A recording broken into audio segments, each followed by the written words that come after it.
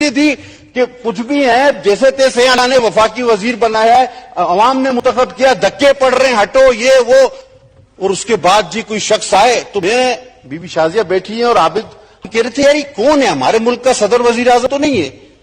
تو میں نے سمجھا شاید سری لنکا کا ہے, اس نے بولا نہیں انڈیا کا ہے, پتہ نہیں کہاں کا ہے. یہ لگتا تو پروٹوکول کا صدر وزیر اعظم سے کم نہیں تھا. وہ پھر ہمیں دھکے دے کے اس کو بٹھایا گیا. پھر ہم نے پوچھا کہ بھائی یہ صاحب کون ہے, ڈرتے ڈرتے ہم نے, انہوں نے کہا یہ ڈی جی صاحب ہے,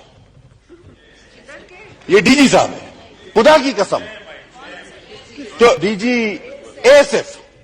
میں نے بولا یہ ڈی جی ہے, بولا میں نے کہا ہمیں دھکے کیوں مار رہے ہو, بولا یہ ڈی جی ہے بھائی.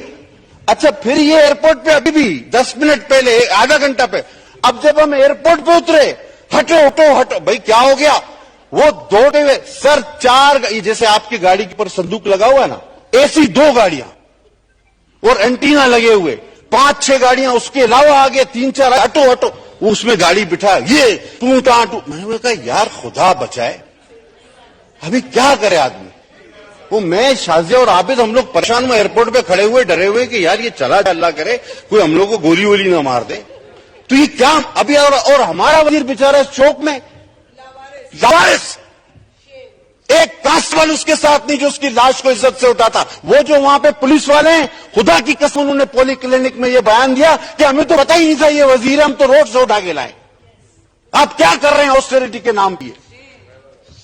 آپ کے جج 20-20, 18-18 لاکھ روپے تنخواہ لے رہے ہیں, آپ کے آئین کو توڑ رہے ہیں, آپ کے جرنیل گولف کھیل رہے ہیں 50-20 پتہ نہیں کتنے لاکھ, اور آپ 1,60,000 اور مفت روڈ پہ مرا ہوا پڑا ہے, کوئی اٹھانے والا نہیں. پولیٹیشین برے ہیں. اگر ہم حقیقت کا سامنا نہیں کر سکتے تو سچ کا سامنا کرنا پڑے گا ہمیں. اگر ہم اپنے لیے سچ نہیں بولیں گے تو ہم عوام کے لیے سچ نہیں بول سکتے. یہ جھوٹ ہے, یہ دکھاوا ہے. میں نہیں مانتا اس بات کو, یہ جھوٹ اور دکھاوا بند کیا جائے.